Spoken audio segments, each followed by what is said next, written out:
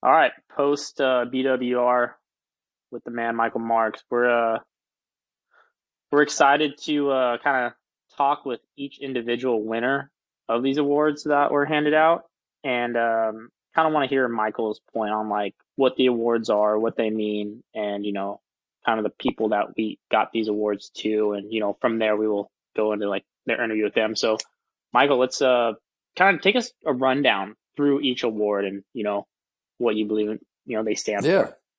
yeah. So we call them the honorary awards because each year there's two categories of winners that are chosen by the riders themselves. So um, they're typically these awards are related to like the exploits of the day. Like the Hardman was the person that drove the front the most and was just on it full gas.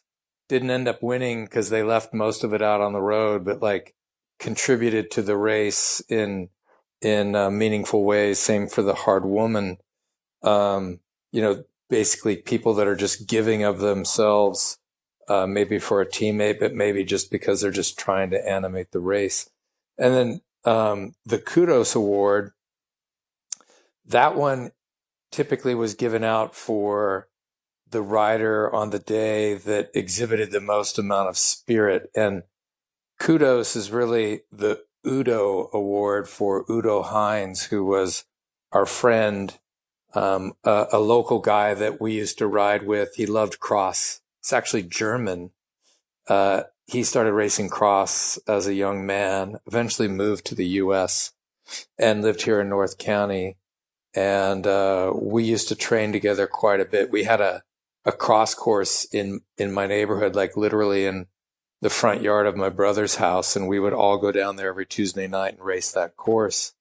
And Udo was the guy that always had the most fun. You could hear him giggling.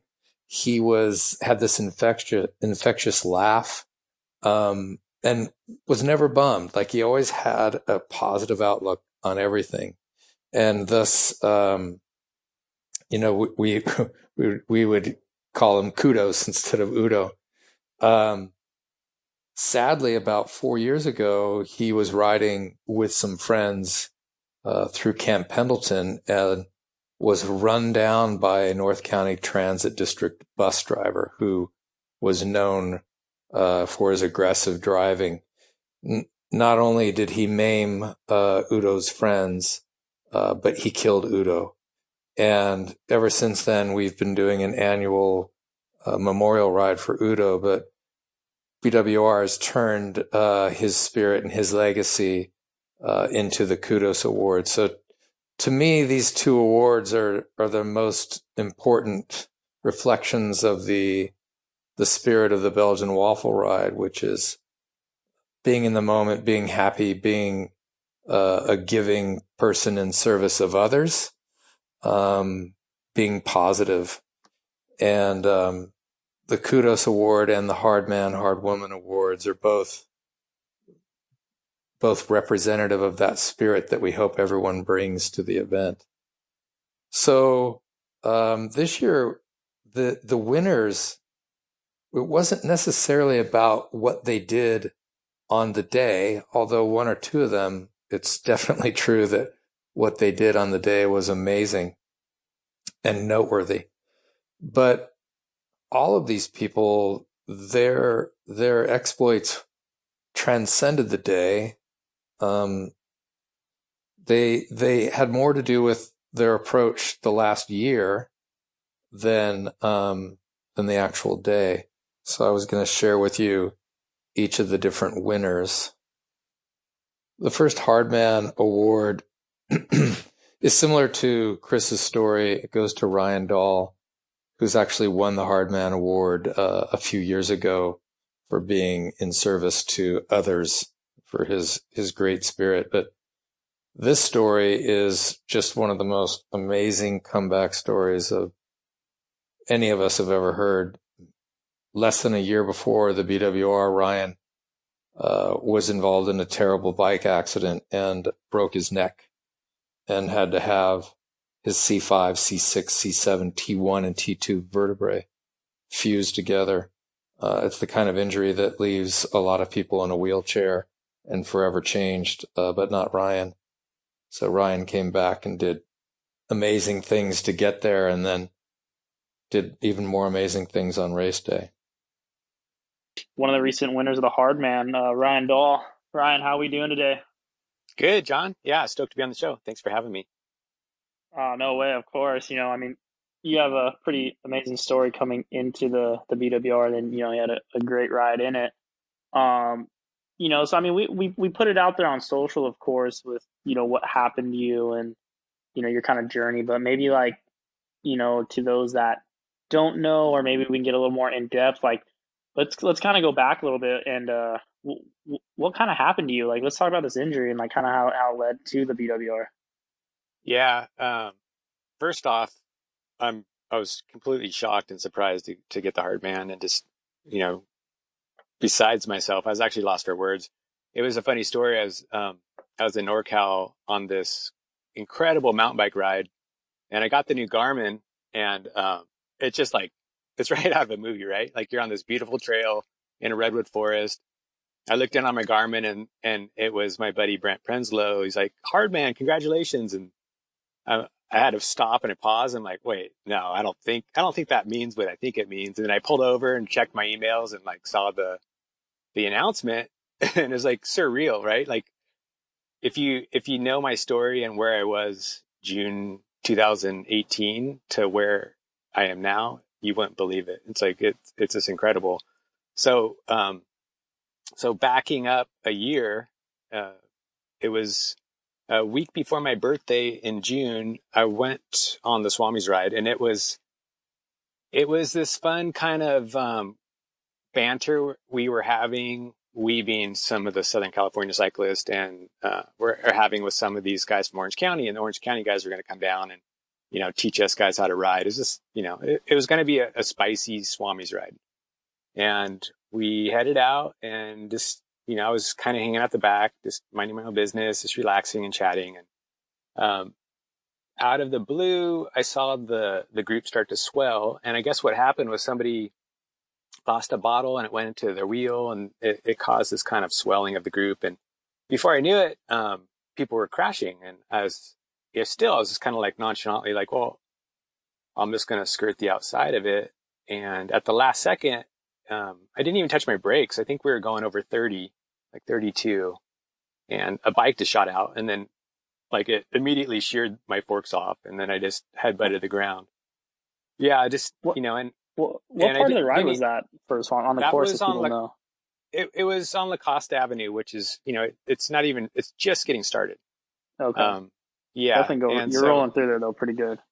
yeah, you come down a grade and you're going 32, and then I think a couple people kind of went for some flyers. And if anyone who doesn't know the Swami's ride, it's a legit ride. Like there's a lot of talent that shows up, and it's a hard ride. But Yeah, Swami's that is being definitely said, it's one of the faster ones for sure. yeah. So I mean, before I knew it, I was on the ground and I was sliding and sliding and sliding, and then I immediately I knew like, oh, I think I just broke my back. Like there's just a weird sensation that happens. And so I rolled over, crawled on all fours to the median, laid down my back, and then I reached up to take off my sunglasses, and my right arm just like went limp and like slapped myself in the face. And then that was kind of when Oh, I knew something wasn't right. And so yeah, that was kind of the beginning of the journey. And was it like what happened? super painful, or was it more like in shock? Of No, like, yeah, I was more in shock. I think I was anticipating uh, what that meant. Like the significance of a spinal injury, and you hear all these horror stories about chronic pain, and like that was always something I really took pride in, was that I never had a bad back. I never hurt my back, and I don't want to mess with that part of my body because it's a sensitive area and there's a lot tied to it. And so as soon as that happened, I just kind of had this wave like, oh shit, like here we go. And so yeah, I get an MRI, and they tell me that my C5, C6, C6 is completely gone. It's just destroyed. C7's broken, all the way down to my thoracic spine. So I had to get 5 levels fused. And if you look at an X-ray, it just looks like looks like a robot, which is disgusting. Like I hate knowing that that's inside my body. But on the flip side, the surgeon did an incredible job, and I had zero pain. And I actually left the hospital on day 4 taking Tylenol, and was like, basically on the road recovery from day 4 on. And this is something that I was really lucky to even be able to, walk after. Like I Yeah, was, that's what I was curious. Like, not getting like too personal, or anything, but like, was that ever like an issue, or like the lost feeling, or was there any type of paralysis, however you say that? Like, was that yeah, ever an yeah. issue? There, so what happened was I did lose my right arm. I did lose control of my right arm, but that was because of a bone shard that had actually penetrated my spinal cord. So the surgeon had removed that shard, and then that sensation started to come back. So, it, but the story. It was like a couple millimeters away from having no use of anything below my C5, which is which would be a totally different story. So I got really lucky. I got super lucky.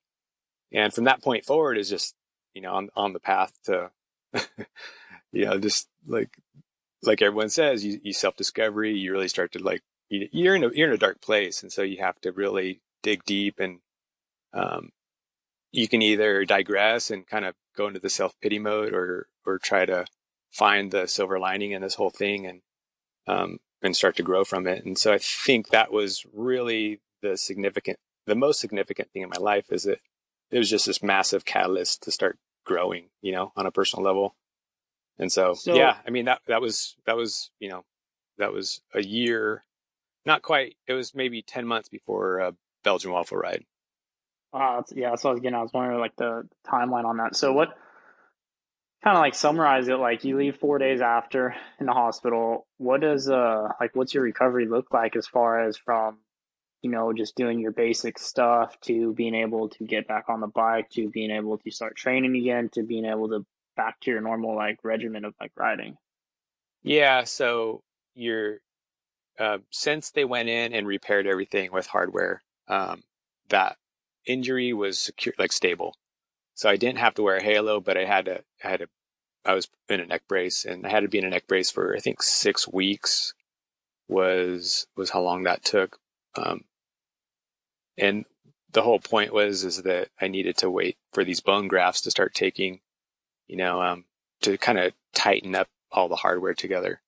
But the pain levels, like I said, it was manageable. Like I could find the spot to lay down and like make it go away, and I didn't have to take any medication, which is really important to me. And Yeah. I think the hardest part was just I lost the ability to ride my bike, and that's kind of like there's always been as a cyclist. It's a pretty it's a pretty big coping mechanism for stress and just keeping you level, and you kind of need those endorphins to feel normal, and to run into like this major injury, and then also to have to not to take away my main coping strategy was really hard. And so it was just a lot of walking. I did a lot of walking. And yeah, after a few months I was able to get on the trainer, and then just got on his Zwift and just spent hours and hours and hours on the trainer. And I remember the first day I got back on the bike, and I wasn't really supposed to be on the bike outside. I think the surgeon said, like, if you fall right now, like you will die.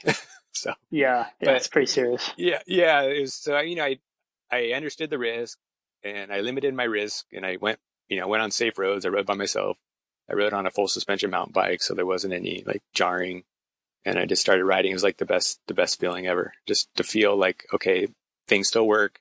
My legs still move, like my neck is definitely stiffer. It doesn't have the range, but it was the first step on that road to recovery. And it was, I think the risk, the health, the, the, the reward to my mental health was worth the risk at that phase. And so, and then as soon as I got on the bike and started riding outside, it was just like game on. Like I was, kind of how we do it, and just kind of 1,000% all in. So, did you like? I mean, did you think about like? I mean, that's like 10 months is not long at all for like a serious injury like that. Did you? when did you start thinking about like, hey, like, maybe I want to do, BWR this year, or maybe like, was that like, or a shoot for maybe like a goal, or like, like when did Right. that start kind of coming into play instead of like, I'm going out for an hour ride. It's like, all right, let's actually see if I can do this now. Yeah, well, my friend Jake Orness was doing some social and photography work for our When Bike brand, and he he was like, "Hey, you have a really good story, and would you be open to doing BWR?" And he was gonna pitch it with Giant and see if they would want to, do a little short film on somebody coming back from a major injury on their new gravel bike. And I was like, at first I was like, no, like that's not really my thing. And then it took me maybe an hour, and I was like, you know what? Yeah, like I think that might actually be kind of fun. It might be a good excuse. It might be a good challenge, just to test myself. And I've always had this, the Belgian Waffle Ride's always been a big part of my cycling um, life. I've been involved with Michael from the beginning of it, and so it's always been uh, one of the big events, that I enjoy. And so when Jake kind of proposed that, I was like, yeah, and I logged on and signed up, and that was it. And then unfortunately the video never came to fruition, but I I had committed already to doing the event, and so So yeah, I just how long was that about to the event date when you were like, okay, I want to do it now? I think I was probably 6 months out Okay. before Belgian Waffle Ride. Yeah, so it was enough time to train, but the issue I was having was that I had so many vertebrae that had been fused together that when I would ride my road bike, the vibration that would come through the road bike would go straight at my spine, and then you know it would go right through that fusion, and like the energy was going straight into my head. So like my eyeballs on some of these rough roads were like bouncing around. I couldn't even see. So I'd Oh, kind of hey. play with tire size and tire pressures, and just try to like adjust for that factor.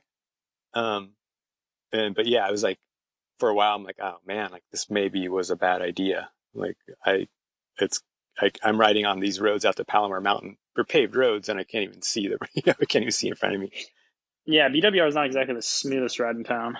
Yeah, right, right. So I started doing events though, but they were all mountain bike events, and Hmm. um, believe it or not, it's more forgiving on a full suspension mountain bike off road than on a road bike on the road. So that was kind of like I started doing these hopper events, which I kind of like really challenging mountain bike races up in Northern California, and that kind of started Okay. building the base. Yeah, Yeah, I've heard of I those. started building the base, and um, kind of bring me back up to speed as far as these 5-6 hour days on the bike. And uh, I knew what it take to train for BWR, and I just wasn't able to put in the time. Like my body wasn't quite ready for that yet. And Yeah, so it didn't, how long did it take for you to start really feeling like I'm back? Kind of. it wasn't until like, 10 months that the range started coming back on my neck. It's still limited, but I could actually, wasn't looking through my eyebrows when I looked up the road. I can actually lift my head up far enough. Um, and just, there wasn't a whole lot of, spinal pain, but when they do that procedure, the trauma to all the surrounding muscle is actually what's the major issue. So like your traps, and it's mainly the surrounding muscles that are kind of struggling to keep up with what you're asking of them. So it was a little bit of a process to get everything conditioned. And one of our local uh, mountain bike mountain bikers is also a physical therapist, Eric Wilson, and he he was amazing because he understood what I wanted, where I wanted to be, but he also had the PT background, and so he gave me all these exercises to strengthen my neck and get all the supporting muscles up to speed so I can actually start cycling again. But Okay. yeah, it was a 10 months before I was really feeling like maybe I'll actually be able to do BWR. Yeah, I mean, that's like not much time at all, really. I mean, from broken back and less than 10 months, and I mean, BWR is definitely no picnic ride, and yeah, why not just jump on Yeah, in? yeah, I know. Not the, Yeah, I mean, I, yeah. So the whole thing kind of brought on this mentality where it's like, don't life is temporary, right? Like you have this whole different perspective on life, and so one of the big takeaways was like if something kind of makes you uncomfortable, then roll with it because it's better to make life interesting, and actually challenging versus just always trying to take the easy routes and make it comfortable. So that was a big driver too. Is why I elected to sign up for BWR. no, I mean, But that's a good way to live right there. It's solid advice. yeah, So switching gears a little bit, I wanted to kind of chat, kind of get your 2 cents on the actual event. Um, how many years have you done BWR now? I think I've done 4 or 5 of them. I can't quite remember, but yeah, it was Okay, 4 or 5 of you, them. you got a pretty wealth of knowledge on it. Like what in your mind, you're a local dude, but like you've done your fair share of racing and rides and events. Like what in your mind makes the Belgian Waffle Ride like so different, or this special style event, from the years that It's where it's you grown can't and just I mean, no offense to anyone, but you can't fake it. You have to have the ability to handle your bike. You have to have the ability to read the terrain. You have to know if that dirt, where the pack line is, where the soft lines are, where to avoid. You have to have a local understanding of the weather, the terrain. You have to respect Michael's course because it's it's designed to break you down. It's designed to wear you down. And so, yeah, it's kind of an overall roller, an overall rider that's going to do well there. So it's, it's rad because, you know, it really takes this special human that has all these, um, different disciplines dialed and who's an all arounder to do well there. So yeah, that's always kind of been the allure. It's like the guy that does well at BWR is a legitimate badass. Like there's no doubt, right? Like that oh yeah, guy's like I not, can not to handle even his to get bike. away. Yeah, yeah. I mean, and like a lot of it's tire management too. Like so they have to be able to think and they have to be able to really understand their bike and be able to fix their bikes. And so it's just this superior cyclist who has everything, right? Like that's the person who survives BWR. There's no luck involved. It's like the guys that win, they know how to pick the line. They know how to read the terrain. They run the fast tires and they know how to preserve them, and like that guy, it's not by chance. There's no coincidence that these guys, can finish the race without a flat, like that's years and years of experience. A lot of these guys come from mountain bike and cyclocross and they understand the importance of a low PSI, but they also understand like what's going to damage the tire and rim. And so it's just this really cool combination of all these different disciplines that have to come together and create this, unique cyclist who also has to have the horsepower to win the thing. So that's the allure. It's just this, it's this ultra difficult race that has so many facets that you have to be good at all of them.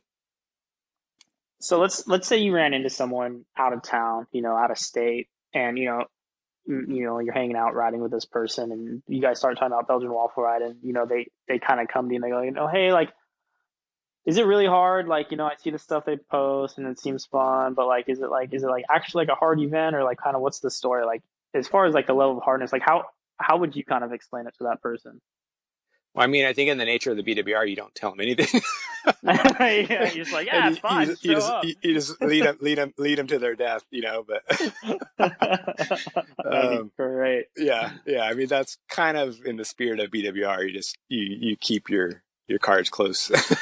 but, but yeah, I mean, if it's not your weekend warrior. It's unfortunately you can't sanitize every event. This thing's brutal and there's no way around it. It's like you have to be conditioned. You have to be on the top of your game. You have to be an elite cyclist or close to it, just to finish the thing, and it takes serious commitment. It takes a lot of planning. And yeah, there's just no way around it. It's like, it is one of the hardest events out there. And, yeah, anyone who's up to it has to take it seriously. You can't just roll up to the thing and think it's another one of these fondos or fundos and pay your entry fee and get your prize at the end. This is a completely different beast. Yeah, I think that's definitely a good way to kind of wrap it as far as like it's not just because there are some of those fondos and you century rides that fall in that category of like, oh, you got your number and you kind of do the ride, have fun, and then get your meal at the end. Like there's a Yeah, lot it's more that kind of goes into not the BWR. day. Yeah. Right. Um, Yeah. Michael has actually like legitimately designed this course to like bring people very close to death. yeah, and he You makes know, sure he lets you know too. Like there's yeah, no yeah, surprise of like, oh, this is actually hard. Like yeah, we told you right. Yeah. so. So how was your setup? Like tires, bike, like what'd you end up going with this year?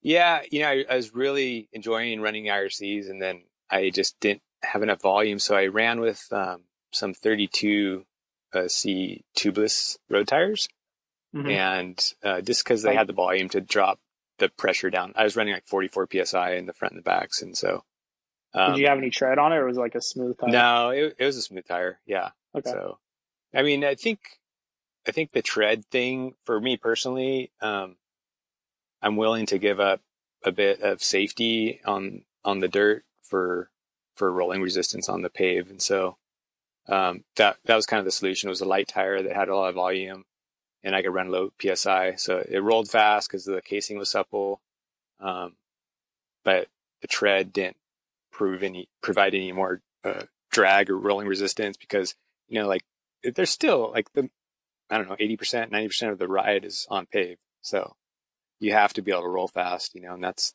like in that kind of at 140 miles, you have to have an efficient setup. And if you want to try to hang in the towards the, you know, towards the upper 20%. So, So did yeah, you run a road bike or more of a gravel side to fit those 32s in there, or would you end up going with? yeah. I mean, I ran a factor, and it was with the caliper brakes, and there was enough clearance. So yeah, like it was tight, but it was a full road setup. I mean, I think my bike Oh, was, nice. yeah, it was 15 pounds, and Oh, with, yeah, so it was a fast setup, and that's not for everyone. Like, not to brag, but I've done a lot of cyclocross, so I understand the importance of like line choice and how to um, ride to protect your tires. And so, a lot of sections I had to slow down because of that setup, but it was worth it, like in the long run, for me. So that was so kind of my magical setup. like obviously you have a background, like you said the cross, you've done mountain biking, but like did you go out and do some testing with like it sounds pretty specific, like you had 44 psi in there. Like, did you try this stuff out, or like what kind of like Yeah, for you sure. how did you Yeah. get that choice? Yeah.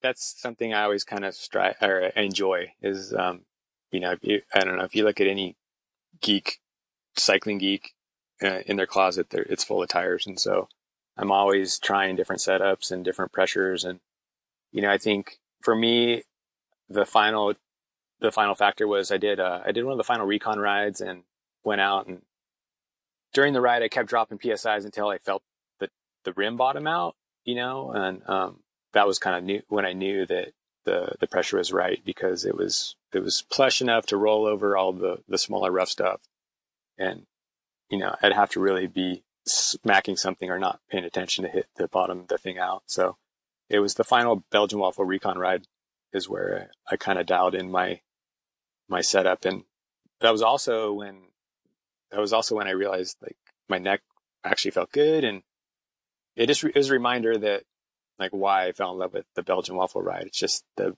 taking the road bike in the dirt and going fast is just it's a unique sensation that it's hard to match. The gravel bike doesn't give you that sensation. The mountain bike doesn't give it to you. It's just something about taking a road bike set up properly on the rough, roads around here. It's just it's pretty great.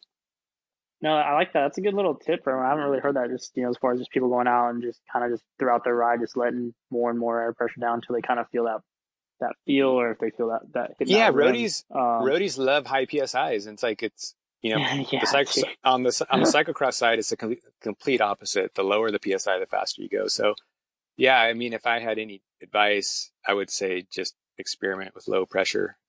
You'd be surprised. You know, obviously, if you have tubes, you have to consider pinch flatting.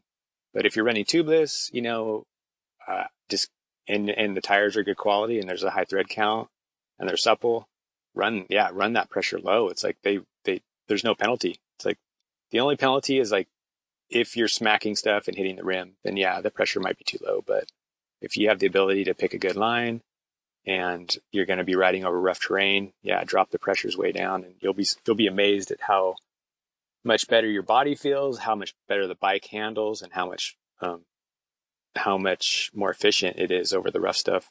That sensation. I think people get confused because the sensation of vibration coming through the tires feels fast, but it's not. I think everyone's proven that that feeling of the tires bouncing up and down is actually parasitic and slows you down. So yeah. No, good point right there. So like through like just kind of touch on because obviously this we go down this rabbit hole all day, but give Right. us kind of a few key points like of your actual ride, your day, maybe like some of the highs and lows because I'm not never just perfect out during the BWR, Yeah. like for yourself. Yeah. I mean, I was first off, I don't want to crash. I'm more susceptible to being a paraplegic if I do crash because of my spinal fusion. So I need to limit my risk. And so, I really needed to stay at the front end of the pointy end towards the start. The start of BWR goes down Del Dios, which is a really high speed descent. And I think, the speed's always crest at 50 miles an hour. And so I got to the front and went down Dios, and it was just horrifying. Like I just felt like a passenger, on a runaway train because I knew what was at stake, and I didn't feel confident in the peloton. Like there was people taking risk, and so it was just really sketchy. But I stayed towards the front. There's a 180 turn before the first dirt sector, and I made a mistake, and I chose the outside line and went from like top 20 Done. to I think to 100th. Like within 2 seconds, I was like, I went from Yeah. it was just like gone. Yeah, and so which was actually maybe a blessing in disguise because historically I'll get to the front and I'll go too hard at the start, and so I think I was literally like 100th going into the first dirt sector and just kind of picked my way through it and actually started feeling pretty good. And like I had good legs and got into a solid group with Brent Prenslow and, a bunch of the career guys. And, we started making some good ground. And it wasn't really until I think mile 100 that this weird thing happens in Belgium at the BWR where if you're on, then you start to ride better at mile 100 than you did at the start. And that kind of the second wind or whatever you want to call it. So Yeah, once and it we hit helps that everyone the starts dying out there too. exactly, yeah, I mean, yeah, Thins I the mean, herd out real quick. so I look up and like, oh, there's Phil Guyman, oh, there's Rashawn Bahati, there's Justin Owen, like, oh, like these are like my idols, and all of a sudden they're just going back, like this blue, right? Like everyone just Yeah. like they were in the front group, they dug too deep, they had mechanic, whatever, they like the attrition rate's incredible. So before you know it, it's like you're moving up and you actually, yeah, it's like, and then that's kind of helps the morale too, right? Like as soon as you start, Oh, start totally. start at the back and you're passing people all day long. Like, I think it's way better than starting at the front and getting passed by people all day long. So yeah, the morale was high. And, so yeah, I was really at mile 100 to the finish is where I think I did the most, I made up the most ground. And, yeah, I just felt like really, there's like this weird combination of magic legs and then feeling really proud of where I came from and just having fun. So I didn't, Yeah, how was yeah, that? Like, you're finishing on a high as far as like on a good note. Like, there's no better feeling than actually like doing it right and like not bonking or like, finishing off strong. But like, so you're doing that, but then also I'm sure you're thinking about like just what you've gone through the last 10 months. So that had to Yeah, have been quite the feeling. I mean, it's emotional for sure. It's like you don't. That's the weird thing is like you think you've dealt with all these emotions, and then you have kind of a breakthrough during an event, and then it just hits you like it just floods you, and then yeah, it's pretty heavy. It's just the best way I can describe it is like this overall appreciation for life. You just really um, really grateful for everything that's kind of seems to have fallen into my lap, like in retrospect, when you think about how close I was to being unable to use my extremities to having a magical day at the Belgian Waffle Ride, it's hard to put into words. It just kind of, kind of leaves you speechless. So, yeah. No, that's amazing, especially like, what you've gone through with your journey. Like before, before wrapping this up, like, obviously the date's already out for next year and, you've done this now a handful of times. Like what, what would you say, give us maybe a couple tips to, maybe someone that's saw the BWR and they're like, oh man, okay, I really want to do that now next year. Or like, oh, I'm really nervous. I don't know if I can. Or like, what can you kind of help that person out, that's kind of on the fence, maybe want to do this for 2020? Yeah, I mean, you got to put in the work. There's no way around it. And I don't think you need to start 3 months out, but a couple months out, you need to start.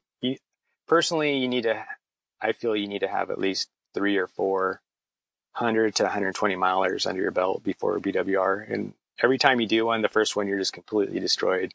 The second one's 50% better than the first one. The third one's, it's amazing how much more conditioned your body gets with those kind of longer, hard training rides. So I wouldn't be, I'm not gonna candy coat it. It's not for everyone. I think you have to really have grit and you have to have um, the ability to ride in the dirt and the ability to ride a road bike in the dirt and the ability to pick lines. And then on top of it, you have to have the work ethic to prepare for it because you can't just sign up for the Belgian Waffle Ride and show up. You have to really dedicate a solid chunk of your life to preparing for it. Yeah, like you said earlier, there's no faking it, and that's kind of like that line right there. Yeah, no faking it at the Belgian Waffle Ride. All right, well, hey man, like, dude, like your story's amazing. I mean, it's easy to say you're definitely the hard man of the BWR. Any little closing tips, or I mean, closing words you want to leave everyone with before signing off? Yeah, I mean, just keep digging. Life's about the journey. It's not about the destination, and just really try to make it interesting because nobody wants at the end of the day a comfortable, consistent life is boring. Yeah, and you just need to make it memorable and make it count. So take those uncomfortable routes when you can. I like it. All right, Ryan. Well, hey, much appreciated for jumping on the phone, having a chat, and I'm sure I'll see you soon. We'll get out on the ride and get some more chatting in. Cool, John. Thanks for having me. I really appreciate it. Hey, no worries. Congrats again on everything, man. It's amazing what you did. Thanks, dude. All right, well, that's a wrap from our winners from this year's BWR, and once again, just great stories. Each individual one of them, really really stoked to see that they got that. Michael, this is kind of like the first you really we've gotten you on, since post BWR. Obviously, we've kind of like gotten to rest and reset. I already know you're working on 2020 big plans. Do you have any closing words you want to kind of add in before, I mean, we'll get back on here later on, but it's kind of the first you've kind of put your voice out there for BWR being finished for 2019. Let's hear it. What do you got to say? Well, I'm just grateful to all of our teammates that pulled off the event this year. Our friends at Canyon and all the sponsors that helped us generate 100% growth over last year. Most importantly, I just want to express my gratitude to all the people that come to the event, the volunteers and the racers who make it so unique. That's why these awards too are so important, because they're It's definitely a hallmark of the event and something different than any other event. We actually celebrate these awards that are given by the riders to people that are exhibiting the spirit that we love, whether it's on the race day or in life. And these are the things that we want to celebrate through our event, through the prism of the Belgian Waffle Ride. And it's my hope that the awards that are the most important in the years to come aren't the actual winners that finished first, second, but the honorary awards that transcend the act of winning a race and magnify the glories of being a wonderful human. These are the things that we're going to celebrate even more in the future. So I'm just grateful for the hard men, the hard women, the kudos awards, the wonderful people that make this event so unique. It makes it really exciting to think that next year we're going to have not one, not two, but at least three of these things and possibly even a fourth event. The growth is just phenomenal, and the support that we're getting is, it's really humbling. So thanks. Yeah, I think that was a great little teaser right there to kind of put out there what are in the plans and the works for 2020. And I think we'll keep this going, keep the content rolling for BWR side. So we'll keep everyone plugged up or plugged in throughout the year. But once again, thanks again, Michael, for getting on this. I think everyone's happy with how the event went, another success, and we'll keep it rolling. See what the future has on hold for BWR. Cool. Thanks for doing all this stuff, Horny.